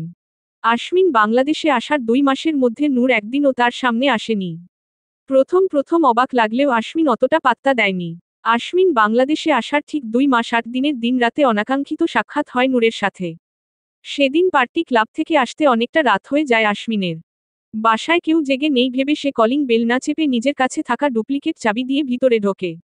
ক্লান্ত পায়ে 2 তলায় উঠতেই কারো মোহনীয় গলা শুনে পা থমকে গেল আশমিনের। কান খাড়া করে শুনতেই বুঝতে পারল কণ্ঠটা ছাদ থেকে আসছে। আশমিন এগিয়ে গেল ছাদের দিকে। নূর ছাদের চিকন রেলিংয়ের উপর বসে একমনে গাইছিল। ছাদে আসতেই আশমিমের হৃদযন্ত্র কাজ করা বন্ধ করে দিল। কয়েকটা শুকনো ঢোক গিলে শান্ত করার চেষ্টা করল নিজেকে। মনে হচ্ছে কোন বিষাদ নগরের রাজকুমারী ছাদের রেলিংয়ে পা ঝুলিয়ে বসে আছে। আশমিনের মনে হলো এটা একটা বারবি ডল। কুকরানো কোমর পর্যন্ত চুলগুলো বাতাসের তালে তালে সেই পুতুলের মুখের উপর উড়ে আসছে বারবার। তাতে কোন ভ্রুক্ষেপ নেই তার। নূরের চোখগুলো ঠিক বারবি ডলের মতো। হালকা পাতলা গড়নের মেয়েটিকে আশমিনের কাছে একটা আদুরে বাচ্চা মনে হলো। নূরের কণ্ঠে এমন বিষাদ শুনে কপাল কুঁচকে গেল আশমিনের। মেয়েটাকে তা নিয়ে সে যথেষ্ট সন্দিহান। হঠাৎ করেই নিজের ঘর থেকে বেরিয়ে এলো আশমিন। দ্রুত পায়ে এগিয়ে গেল নূরের দিকে। নূর তখনও আশমিনের উপস্থিতি টের পায়নি। আশমিন এক ঝটকায় নূরকে নামিয়ে আনলো রেলিং থেকে। তাল সামলাতে না পেরে নূর ধাক্কা খেল আশমিনের শক্ত বুকে। কে তুমি? এত রাতে এখানে কি করছো? আশমিনের কঠোর কণ্ঠস্বর মোটেও বিচলিত করল না নূরকে। আশমিন থেকে নিজেকে ছাড়িয়ে শান্ত গলায় জবাব দিল, আমি নূর মঞ্জিলের নূর। শক্ত দৃষ্টি নরম হলো আশমিনের। অবাক চোখে তাকিয়ে রইল নূরের দিকে। নূর পাশ কাটিয়ে চলে যেতে নিয়েও দাঁড়িয়ে পড়ল। পিছনে না তাকিয়েই শান্ত অথচ শক্ত গলায় বলল, এরপর থেকে এভাবে আমার কাছে আসবেন না মি। আশমিন জাইন। আর ছোঁয়ার ভুল তো একেবারেই নয়। I hate unexpected touch. Ashmin হা করে তাকিয়ে রইল নূরের যাওয়ার দিকে। কি বলে গেল মেয়েটা? Unexpected touch? এত তেজ? বাঁকা হাসল আশমিন। নিজের হাতের দিকে তাকিয়ে হাসি বিস্তর হলো তার। পরের ঘটনাগুলো খুব দ্রুত ঘটে গেল নূর আর আশমিনের জীবনে। আশমিন নূরকে মনে মনে ভালবাসলেও কখনো তা প্রকাশ করেনি। তবে রাফসান শিকদার ঠিকই বুঝতে পারলেন ভাগিনার মনের কথা। আশমিন তার মেয়ের অমর্যাদা কখনো করবে না এটা তার দৃঢ় বিশ্বাস। আশমিনকে জিজ্ঞেস করতেই আশমিন অকপটে ধিকারও করে নিল। রাফসান শিকদার ভাবল তার এই ঝুঁকিপূর্ণ জীবনে মেয়েকে আশমিনের মতো কারোর কাছে মেয়েকে দিয়ে যেতে পারলে মরেও শান্তি পাবেন। ততদিনে নূরের এসএসসি দেয়া হয়ে গেছে। তবে 18 বছর হওয়ার আগে বিয়ে দেওয়াটা সম্মতি দিলেন না সে। কামিনী বেগম ভাইয়ের দেয়া প্রস্তাব সাথে সাথেই লুফে নিলেন। ছেলে একবার মন্ত্রী হয়ে গেলে ভাইয়ের এই অঢেল সুসম্পত্তির মালিক তার ছেলেই হবে। নূরকে সরানো চুটকির ব্যাপার। ছেলের মনের খবর সম্পর্কে না জেনেই ভয়ঙ্কর পরিকল্পনা করে ফেললেন কামিনী চৌধুরী। আপাতত সিদ্ধান্ত হলো মাওলানা দিয়ে বিয়ে পড়িয়ে রাখবে। নূরের 18 বছর হলে রেজিস্ট্রি করে ফেলবে। সবাই সায় দিলেও আশমিনের কপালে ছিল চিন্তার ভাঁজ। বিয়েটা নূর কিভাবে নিবে আনিয়েও সে যথেষ্ট চিন্তায় আছে। নূরের সেফটির জন্য বিয়ের কথাটা পাঁচকান হতে দেয়া যাবে না। তার দুর্বলতা ভেবে সবাই নূরকে টার্গেট করে ফেলবে। আকাশে মেঘ জমেছে। যে কোনো সময় আকাশ ভেঙে বৃষ্টি হবে। দমকা বাতাসে চারিদিকের গাছপালা দুলে দুলে উঠছে। বারান্দায় বসে একমনে সামনের কৃষ্ণচূড়া গাছের দিকে তাকিয়ে আছে নূর। কৃষ্ণচূড়া ফুলে গাছটি নতুন সাজে সেজেছে। সেদিকেই মুগ্ধ হয়ে তাকিয়ে আছে নূর। মেয়েকে এক ধ্যানে বাইরে তাকিয়ে থাকতে দেখে দরজায় দীর্ঘশ্বাস ছাড়ল রাফসান শিকদার। দরজায় নক করতেই নূর সেদিকে তাকালো। বাবাকে দরজায় দাঁড়িয়ে থাকতে দেখে মলিন হাসল সে। বাইরে দাঁড়িয়ে কেন আব্বু? ভিতরে এসো। কি করছিলে মা? এভাবে বাইরে দাঁড়িয়ে ছিল কেন? মুচকি হেসে ভিতরে আসতে আসতে নূর বাবার কথায় প্রতিউত্তর করল না। রুমে এসে সোফায় বসল। রাফসান শিকদার ও মেয়ের পাশে বসে মাথায় হাত বুলিয়ে দিল। মেয়েটা কত বড় হয়ে গেছে, অথচ সে খেয়াল করারই সময় পায়নি। মেয়েও যে তার কাছে আগের মতো বায়নার ঝুড়ি নিয়ে বসে না। কেমন যেন দূরত্ব চলে এসেছে বাবা মেয়ের মধ্যে। দীর্ঘশ্বাস গোপন করে নূরের মুখের দিকে তাকিয়ে রইল রাফসান শিকদার। মেয়েটা আগের থেকে আরো বেশি চুপচাপ হয়ে গেছে। তুমি কি কিছু বলতে চাও আব্বু? মেয়ের নির্লিপ্ততা গলা শুনে হালকা কেঁপে উঠল রাফসান শিকদার। মেয়ে তার মন পড়তে শিখে গেছে দেখে অবাক হয়ে তাকিয়ে রইল। নূর মলিন হাসল। ক্লান্ত গলায় বলল, দরকার ছাড়া তুমি আমার রুমে আসো না আব্বু। তাই এটা বোঝা খুব একটা কঠিন বিষয় নয়। নির্দ্বিধায় বলতে পারো কি বলতে চাও। রাফসান শিকদারের বুকে কিঞ্চিত ব্যথা হলো। প্রয়োজন ছাড়া কি আসলেই মেয়ের কাছে আসে না? অন্যের উপর দায়িত্ব দিয়ে কি সে মেয়েকে সত্যি সত্যি একা করে দিয়েছে? এভাবে বলো না মা, তুমি আমার জীবনের সবচেয়ে মূল্যবান সম্পদ, যাকে আমি আমার বুকের লকারে নিয়ে ঘুরি। তোমার কাছে গল্প করতে আসতে পারি না আমি? আসতেই পারো আব্বু, তবে গল্পের পাট আমাদের অনেক আগেই চুকে গেছে। আচ্ছা বাদ দাও, কফি খাবে? না মা, তুমি বলো, তোমার দিনকাল কেমন চলছে? আলহামদুলিল্লাহ ভালো আব্বু। রাফসান শিকদার মেয়েকে বিয়ের কথা বলতে ইতস্তত করছে। মেয়ে এখনো ছোট, তার উপর আশমিনকে মেনে নিবে কিনা তারও একটা ব্যাপার আছে। নূর তার দিকে তাকিয়ে হালকা হেসে বলল, যা বলতে চাইছো বলে ফেলো আব্বু। আমি তোমার বিয়ে ঠিক করেছি মা। আমি যে পেশায় আছি তাতে আমার জীবনের কোন নিশ্চয়তা নেই। তাই আমি চাই যোগ্য কারোর হাতে তোমাকে তুলে দিয়ে যেতে। না হলে যে আমি মরেও শান্তি পাবো না। আমাকে ভুল বুঝো না মা। নূর এক ধ্যানে তাকিয়ে আছে তার বাবার দিকে। বাবার ইতস্ততা বুঝতে পারছে সে। মলিন হেসে বাবাকে আশ্বস্ত করা গলায় বলল, আমি জানি তুমি আমার জন্য বেস্ট ডিসিশনই নিবে আব্বু। সমস্যা নেই, কবে বিয়ে করতে হবে বলে দিও। আমি রেডি থাকব।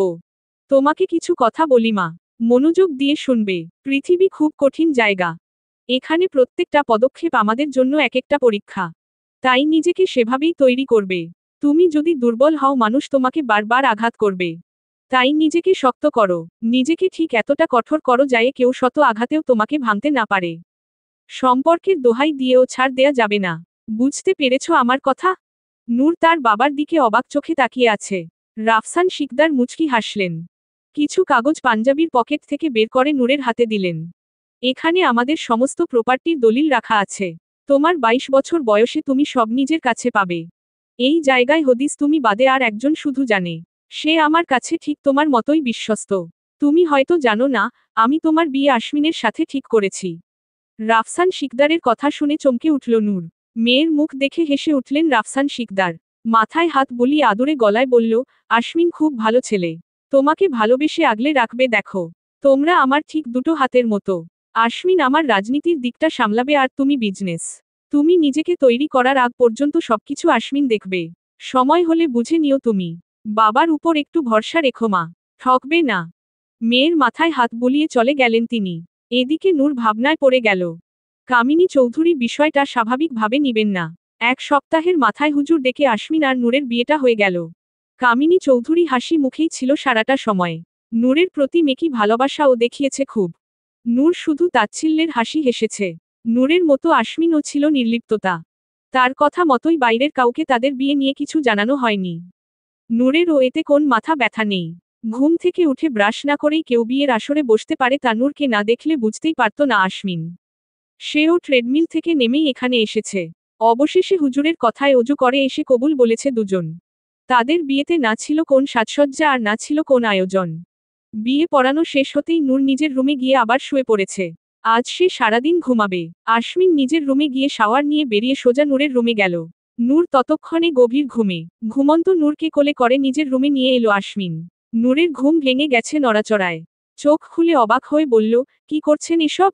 কোথায় নিয়ে যাচ্ছেন আমাকে? নামান বলছি। পালকি করে নেয়ার অপশন নেই আপাতত।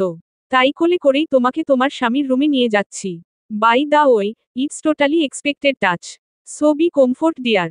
আশমিনের কথা শুনে নূর লজ্জা পেয়ে গেল। চোখ নামিয়ে চুপ করে রইল আশমিনের বাহুতে। আশমিন তা দেখে বাঁকা হাসল। নিজের রুমে ঢুকে নূরকে বেডে নামিয়ে দিয়ে নূরের রক্তিম মুখের দিকে তাকিয়ে অবাক হওয়ার ভান করে বলল, ও মাই আল্লাহ! তুমি লজ্জা পাচ্ছ? এও সম্ভব? নূর কোন উত্তর না দিয়ে উল্টো ঘুরে শুয়ে পড়ল।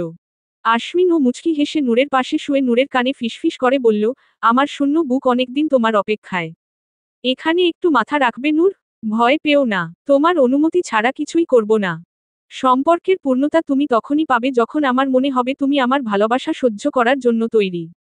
ততদিন না হয় আমরা প্রেমটা আয়েশ করে করি। কি বলো? নূর চোখ শক্ত করে বন্ধ করে ফেলল। এই লোক এখন প্রেমের কথা বলছে। অথচ সে কবেই তার প্রেমে বরফের মতো জমে বসে আছে। এই প্রেমে প্রকাশ হওয়ার ভয়ই তো তার থেকে নিজেকে এত দূরে রাখা। আশমিন এক হাতে নূরের কোমর টেনে নিজের কাছে নিয়ে এলো। নূরের মাথা নিজের বুকে চেপে ধরে আস্তে করে বলল, ঘুমাও। আজ সারাদিন ঘুমিয়ে না হয় আমরা বাসর দিন উদযাপন করব। তুমি চাইলে আমি কয়েকটা চুমুও খেতে পারি। আমাকে কিপটে ভেবো না। বর হিসেবে আমার মন অনেক বড়। বলতে বলতেই নূরের সারা মুখে চুমু খেয়ে ফেলল আশমিন। নাও প্রমাণ দিয়ে দিলাম। নূর হা করে তাকিয়ে রইল আশমিনের দিকে। মনে মনে বিড়বিড় করল, অসভ্য। বিয়ের 6 মাসের মাথায় কামিনী চৌধুরী হঠাৎ করেই নিজের আগের রূপে ফেরা শুরু করে। কথায় কথায় নূরকে অলক্ষী অপা বলে অপমান অপদস্থ করতে থাকে। নূর তাতে খুব একটা পাত্তা দেয়নি। নিজের মতো করে জীবন কাটাতে থাকে সে। আশমিন কিংবা রাফসান শিকদার কাউকেই এ ব্যাপারে কিছু বলতো না নূর। এর মধ্যেই তাদের জীবনে আবির্ভাব ঘটে লারা নামক রমণীর। কানাডায় আশমিনদের প্রতিবেশী ছিল তারা। লারা আশমিনকে ছোটবেলা থেকেই পছন্দ করত। তবে এক আশমিনে মজে থাকার মেয়ে লারা না। কানাডায় আরও অনেক ছেলেদের সাথে তার সম্পর্ক ছিল। ম্যাডিসন নামের এক ছেলের সাথে 2 বছর লিভ ইন রিলেশনে ছিল সে। কিছুদিন আগে কামিনী চৌধুরীর সাথে যোগাযোগ হলে কামিনী চৌধুরী আশ্বিনের কথা বলে লারাকে। এও বলে যে কয়েকদিন পরেই আশ্বিনের ডিভোর্স হয়ে যাবে। আশ্বিনকে পেতে চাইলে লারা যেন বাংলাদেশে চলে আসে। লারা ও ম্যাডিসনকে কিছু না জানিয়েই বাংলাদেশ চলে আসে। লারার বাবা মাও মেয়েকে পূর্ণ সমর্থন করে। লারার বাবা কানাডার অনেক বড় বিজনেসম্যান। ভাইয়ের সম্পত্তি তো এখন তাদেরই। সাথে লারার টা পেলে সোনায় সোহাগা। কামিনী চৌধুরীর এর কুৎসিত পরিকল্পনার কথা কেউ জানতে পারল না। কয়েকদিনের মধ্যেই লারা এসে হাজির হল নূর মঞ্জিলে। বিষয়টা নিয়ে কেউ মাথা না ঘামালেও গম্ভীর হয়ে রইলেন আমজাদ চৌধুরী। এতিম আমজাদ চৌধুরী পড়াশোনায় ভালো হওয়ায় স্কলারশিপ নিয়ে যায় কানাডায়। বাবা মা মারা যাওয়ার পর নিজেদের অনাথ আশ্রমেই বড় হয় সে। পূর্ণবয়স্ক না হওয়ায় বাবার সম্পত্তি সব ম্যানেজার সামলাত। 20 বছর বয়সে সম্পত্তি সব নিজের নামে আসার পর বাংলাদেশের বিজনেস গুটিয়ে কানাডায় পাড়ি জমায় আমজাদ চৌধুরী। দেশের অনাথ আশ্রম সে নিজের আরেকটা ঘর মনে করে। অনাথ আশ্রমের দায়িত্বে থাকা ফাদার দেখাশোনা করে সব কিছু। সমস্ত খরচ আমজাদ চৌধুরী নিজেই চালায়। কানাডায় গিয়েই কামিনী চৌধুরীর সাথে পরিচয়। ভালোবেসেই বিয়ে করেছিলেন কামিনী চৌধুরীকে। রাফসান শিকদারও তাতে আপত্তি করেনি।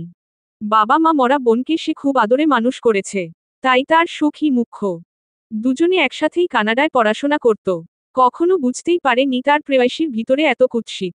লারা আসার পর থেকে আশ্বিন খুব কম কথা বলতো লারার সাথে। নির্বাচন মাথায় নিয়ে ব্যস্ত সময় পার করছে রাফসান শিকদার ও আশ্বিন। বিরোধী দলীয় নেতা আয়মান তালুকদার উঠে পড়ে লেগেছে তাদের পেছনে। আশ্বিনের চমৎকার বুদ্ধিমত্তার জন্য কিছুতেই পেরে উঠছে না। তবে হাতে গুটিয়ে বসে নেই সে। শুধু একটা সুযোগের অপেক্ষা।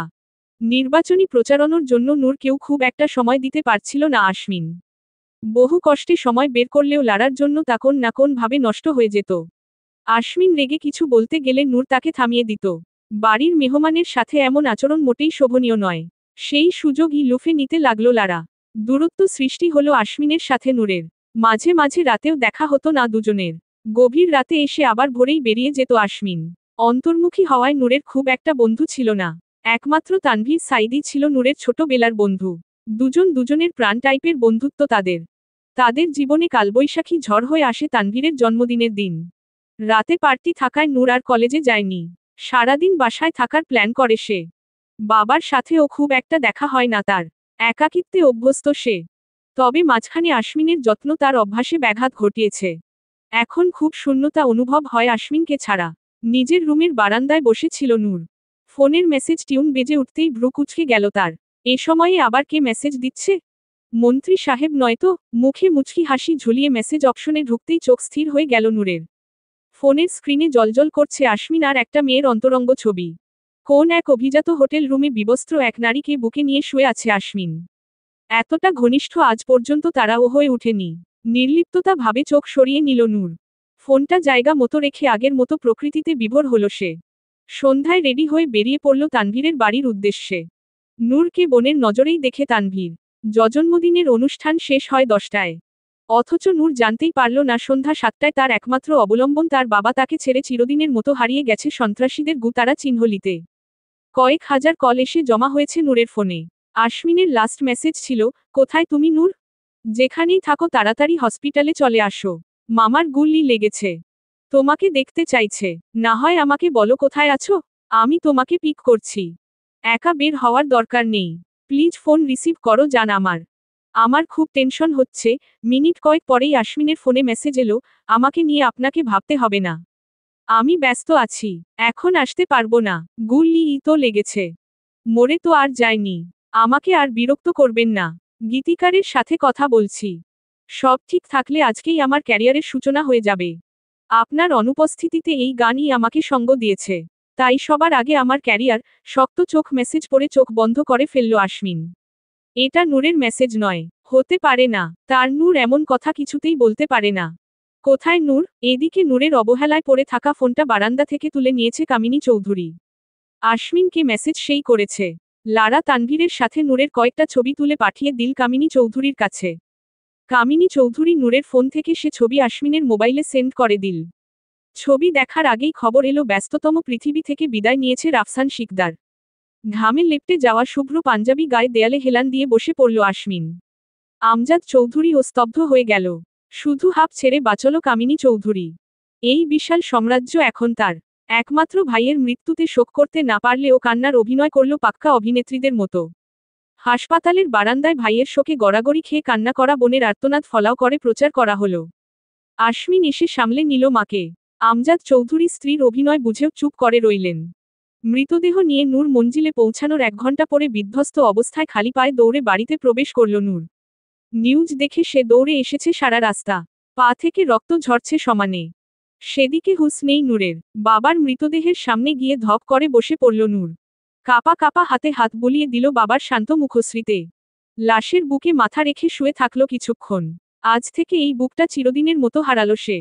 তার আব্বু আর নেই ভাবতেই নিঃশ্বাস আটকে আসছে নূরের। তার থেকে কয়েক হাত দূরত্বে বসে আছে আশমিন। তার পাশেই গা ঘেঁষে বসে লারা। সেই মুহূর্তে সবচেয়ে নিকৃষ্ট মানুষের পরিচয় দিল কামিনী চৌধুরী।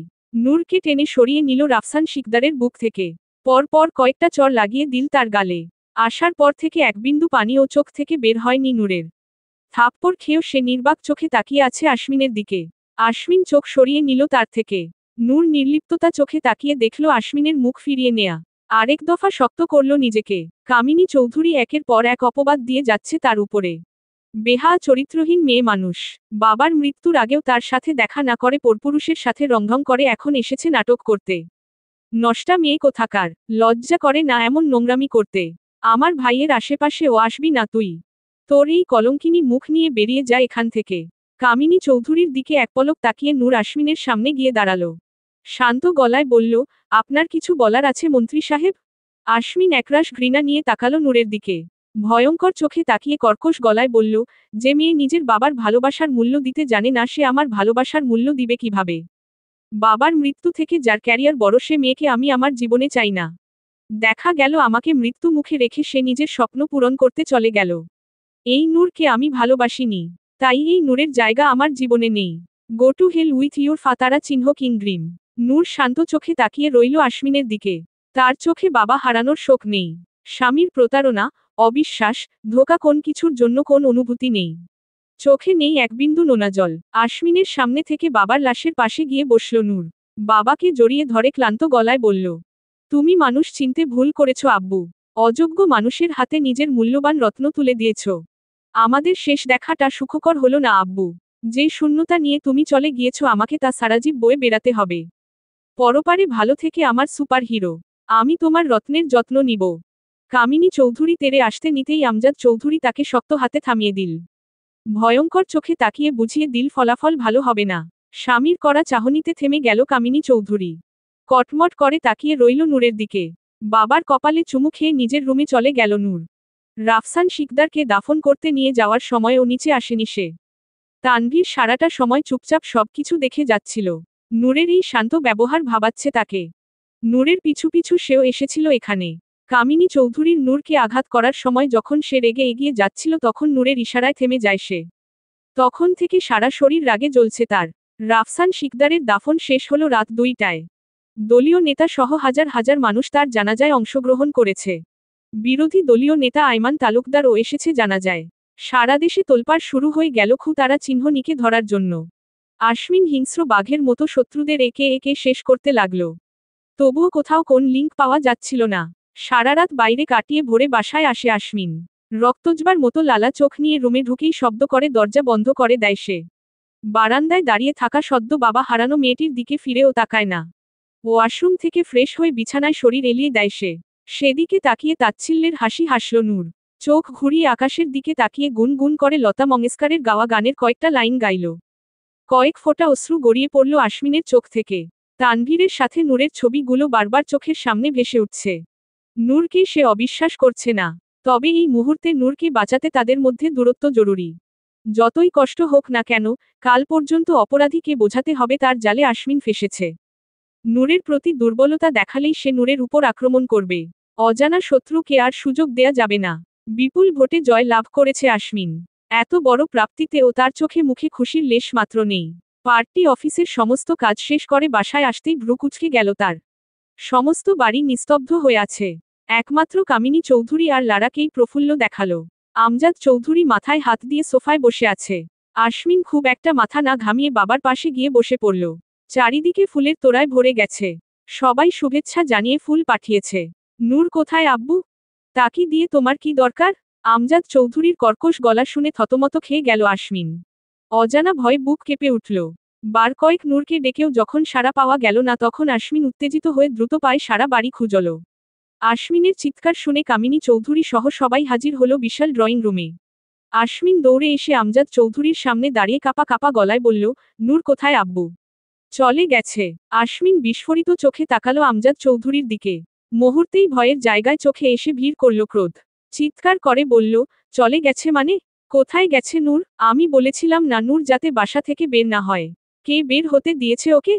আশমিনের ভয়ঙ্কর রূপ দেখে কেঁপে উঠল কামিনী চৌধুরী।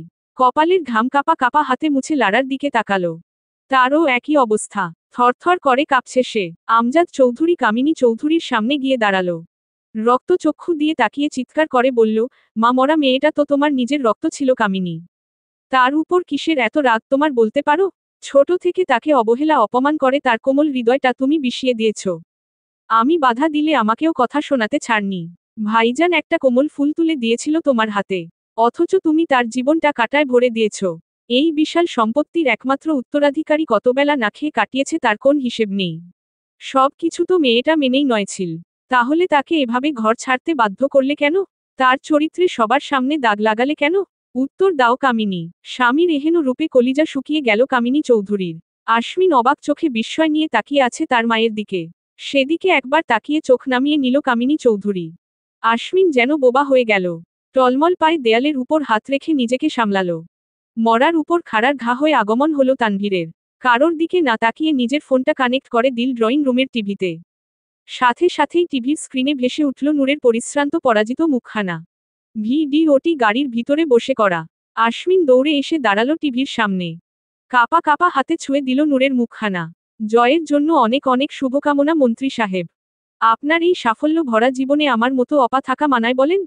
ভালোবাসলে বিশ্বাস করতে হয় মন্ত্রী সাহেব। ভালোবাসায় ভরসা থাকতে হয়। কোন ঠুনকো আঘাত যদি তা ভেঙে দেয় তাহলে বুঝতে হবে সেখানে কোন ভালোবাসা ছিল না। পুরোটাই অভিনয় বা মোহ। আপনার বেলায় ঠিক কোনটা বুঝতে পারছি না। আপনি যখন বলেই দিয়েছেন আমি আপনাকে আর কি ভালোবাসবো? নিজের বাবাকেই তো ভালোবাসতে পারিনি তখন আর নিজের হয়ে কোন সাফাই আমি দিব না। আমি চলে যাচ্ছি। আপনাকে সমস্ত সম্পর্ক থেকে মুক্তি দিয়ে চলে যাচ্ছি। প্রমাণস্বরূপ এই ভিডিওটি আপনার কাছে রেখে দিতে পারেন। যেহেতু আমাদের বিয়ের রেজিস্ট্রেশন হয়নি সেহেতু ডিভোর্স পেপার দিতে পারলাম না। ভিডিও শেষে আপনার জন্য সারপ্রাইজ আছে। দেখে নিবেন প্লিজ। মিসেস চৌধুরীরকে টেনশন করতে নিষেধ করবেন। আমি নামক বোঝা সারা আপাতত বিদেয় হচ্ছি। তবে আমি ফিরব।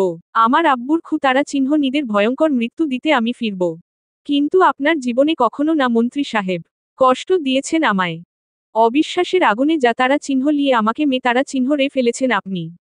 লাশের কি কারোর প্রতি ভালোবাসা থাকে বলেন? ভালোবাসার তারা চিহ্ন সে আপনার হৃদয় বিষাক্ত হোক এই দোয়া রইল।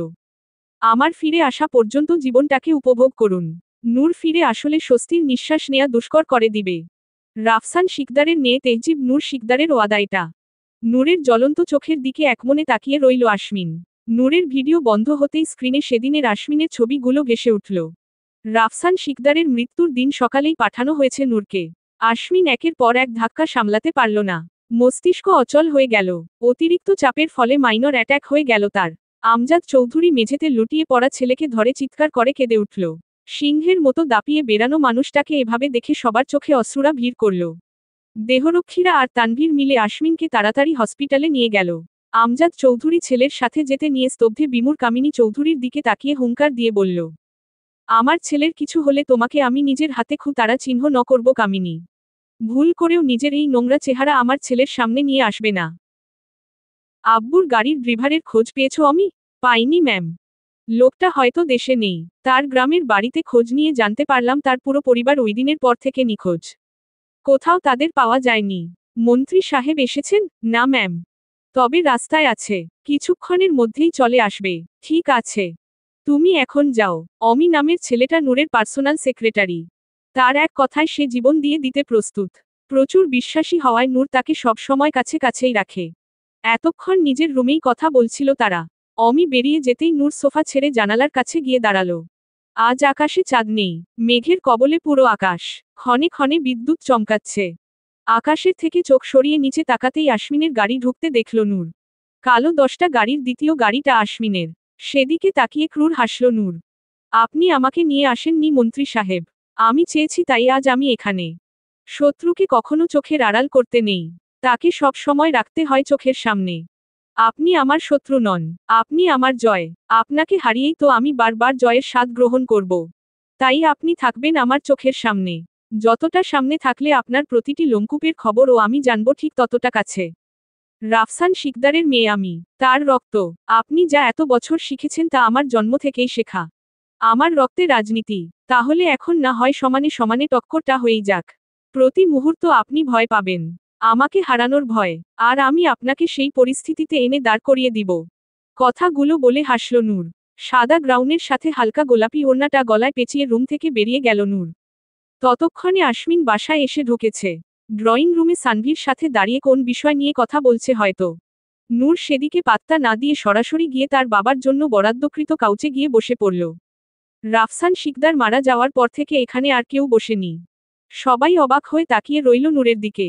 আশ্বিন স্বাভাবিকভাবে এক পলক তাকিয়ে আবার নিজের কাজে মন দিল। সানভি কাপা কাপা গলায় বলল, স্যার। আশ্বিন বিরক্ত চোখে তাকালো সানভির দিকে। আশ্বিনের দৃষ্টি দেখে সানভি আর কিছু বলল না। কামিনী চৌধুরী রুমেই ছিল। নূর অমিকে বলল সবাইকে ডেকে নিয়ে আসতে। অমি মাথা নাড়িয়ে চলে গেল সবাইকে ডাকতে। কামিনী চৌধুরী এসে নূরকে রাফসান শিকদারের কাউচে দেখে খেপে গেল। তেরে তার দিকে যেতে নিতেই নূর বিরক্ত চোখে তাকালো। পাশে থাকা মেয়ে গার্ডটা আটকে দিল তাকে। কামিনী চৌধুরী সেদিকে তোয়াক্কা না করে চিৎকার করে বলল, এখানে বসেছিস কোন সাহসে? বেহায় মেয়ে, লজ্জা করল নাই বাড়িতে এসে আবার নিজের কলঙ্কিত মুখ সবাকে দেখাতে? আজকেই বেরিয়ে যাবি এখান থেকে। আশ্বিন ক্লান্ত চোখে সবকিছু দেখছে। বিরক্তি আর রাগ তরতর করে বেড়ে চলেছে তার। কামিনী চৌধুরীর পিছনেই আমজাদ চৌধুরী এসেছিলেন। তিনি এতক্ষণে বসে পড়েছেন সোফায়। আশ্বিন ও গিয়ে বাবার পাশে বসে পড়ল। নূর কামিনী চৌধুরীর দিকে শান্ত চোখে তাকিয়ে মেয়ে গার্ডটাকে উদ্দেশ্য করে বলল, আগামী 10 মিনিট আমি কোন রকম ডিস্টারবেন্স চাই না। তাই এই মহিলার মুখটা বন্ধ করে দাও। এতে যদি অন্য কারোর সমস্যা হয় তাহলে তাদের ক্ষেত্রেও এপ্লাই করতে পারো। আশ্বিন সোফায় গা এলিয়ে বসে আছে। মাথা ব্যথায় দপদপ করছে। চোখ খুলে রাখাও দায়। তবুও সে এখানে বসে আছে। মেয়ে গার্ডটা ততক্ষণে কামিনী চৌধুরীর মুখে টেপ লাগিয়ে দিয়েছে। হাত দুটো ধরে থাকায় কামিনী চৌধুরী কিছু করতে পারছে না। শুধু আগুন চোখে তাকিয়ে আছে নূরের দিকে। আমজাদ চৌধুরীর খারাপ লাগলেও সে চুপ করে আছে। কামিনী চৌধুরীর অন্যায়ের কাছে এটুকু কিছুই না। আপনাদের এখানে ডাকার উদ্দেশ্য হচ্ছে আমার কিছু সিদ্ধান্ত জানিয়ে দেয়া, যাতে পরবর্তীতে আমার কোন সমস্যা ফেস করতে না হয়। যেহেতু এতদিন আপনারা সবকিছু সামলেছেন সেহেতু কোন কিছু করার আগে আমার আপনাদের জানাতেই হতো। হালকা নিঃশ্বাস নিয়ে কাল থেকে আমি অফিস জয়েন করব। আগের এমপ্লয়িকে 1 মাসের নোটিশে চাকরি থেকে বাদ দেয়া হবে। আমার টিম আমার সাথে কাজ করবে। তারা কালকেই বাংলাদেশে এসে পৌঁছাবে। অফিসের দায়িত্বে যে আছে তাকে বলে দিবেন আব্বু মারা যাওয়ার পর থেকে সমস্ত হিসেবেই 1 মাসে আমার টিমকে বুঝিয়ে দিতে। যাদের যাদের চাকরি যাবে তাদের মধ্যে পুরনো যারা আছে তারা আঙ্কেলের কোম্পানিতে জয়েন করবে। আর হিসাবে যত পরিমাণ টাকা ঘাটতি থাকবে তা মিসেস চৌধুরীর অ্যাকাউন্ট থেকে পূরণ করা হবে। কারণ নুরানি মাল্টিন্যাশনাল কোম্পানির অ্যাকাউন্ট তিনি হ্যান্ডেল করতেন। কারোর কোন প্রশ্ন থাকলেও করার অনুমতি নেই। আমি আমার সিদ্ধান্ত জানিয়ে দিয়েছি। কোম্পানি যেহেতু আমার তাই আমার সিদ্ধান্তই শেষ কথা। আশ্বিন চোখ বন্ধ করে গা এলিয়ে বসে আছে। ঘুমিয়েও পড়েছে হয়তো। সেদিকে তাকিয়ে গা জ্বলে গেল নূরের। দাঁতে দাঁত চেপে নিজেকে সামলে নিল সে। এদিকে কামিনী চৌধুরীর অবস্থা নাজেহাল। রাগ আর ভয় দুটোই ঘিরে ধরেছে তাকে। এত বছরে সে কোটি কোটি টাকা সরিয়েছে কোম্পানি থেকে। আমজাদ চৌধুরী ও এ বিষয়ে কিছু জানে না। সেদিনের পর থেকে আশ্বিন আজ পর্যন্ত তাকে মা বলে ডাকেনি। সরাসরি কোন কথাও বলে না তার সাথে। অনেক কষ্টে আমজাদ চৌধুরীর সাথে সম্পর্কটা ঠিক করেছে সে।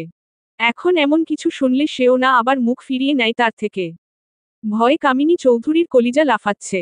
নূর অমির দিকে তাকিয়ে সিরিয়াস গলায় বলল, ঢাকার সবচেয়ে বড় বড় হসপিটালগুলোতে খোঁজ লাগাও অমি। অর্গান, চোখ, লিভার এসবের কারেন্ট রেটগুলো জেনে নাও। খুব শীঘ্রই আমাদের কাজে লাগবে। আশ্বিন বাদে সবাই চোখ বড় বড় করে তাকালো নূরের দিকে। সানভি শুকনো ঢোক গিলে আমতা আমতা করে বলল, এগুলো জেনে কি হবে ম্যাম? নূর বাঁকা হাসল। কামিনী চৌধুরীর দিকে তাকিয়ে ক্রূর গলায় বলল, আপনি বড্ড অবুঝ সানভি। টাকার ঘাটতি যদি অ্যাকাউন্টের টাকা দিয়ে না পূরণ হয় তাহলে এগুলো কাজে লাগবে। 1 টাকাও ছাড় দেয়া হবে না। নূর মেয়ে গার্ডের দিকে তাকিয়ে বলল, মিসেস চৌধুরীকে ছেড়ে দাও। উনি হয়তো কিছু বলতে চায়। আর মন্ত্রী সাহেবের জন্য এক গ্লাস পানি নিয়ে আসো। তার ঘুম ভাঙানোটা এই মুহূর্তে জরুরি। বরকে চুমু খেয়ে ঘুম থেকে তুলতে হয়, পানি মেরে নয়। বিজনেসের পাশাপাশি রোমান্সটাও শিখে নিও নূর। আমার এখনো বাসর করা বাকি। আশ্বিন চোখ বন্ধ করেই বোতারা চিহ্ন মা ফেলল ড্রয়িং রুমে। আমজাদ চৌধুরী কেসে উঠল ছেলের কথা শুনে। সে যে একটা নির্লজ্জ ছেলে পয়দা করেছে এখন সে হাড়ে হাড়ে বুঝতে পারছে। নূর কটমট চোখে তাকিয়ে আছে আশ্বিনের দিকে। আশ্বিন আড়মোড়া ভেঙে সেদিকে তাকিয়ে বাঁকা হাসল। সবার দিকে একবার চোখ বুলিয়ে গম্ভীর গলায় বলল, আজ থেকে রাত ৩টা থেকে সকাল আমার কাছে রোমান্স শিখার ক্লাস করবে। সব কিছু হাতে কলমে শিখিয়ে দিব। টানা ১ সপ্তাহ ক্লাস করলে তুমি একেবারে রোমান্টিক হয়ে যাবে, বুঝলে? বাবা মার সামনে এসব বলতে লজ্জা করছে না তোমার? অসভ্য হচ্ছ দিন দিন।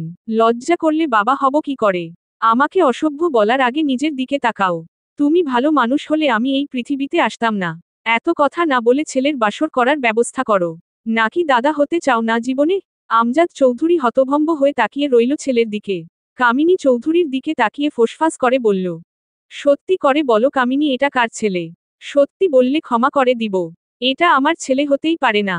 কামিনী চৌধুরী স্বামীর দিকে কটমট করে তাকিয়ে রুমে চলে গেল। আশ্বিন তখনই চলে গেছে নিজের রুমে। থমথমে পরিবেশের রেশ কেটে এখন সবাই মুখ টিপে হাসায় ব্যস্ত।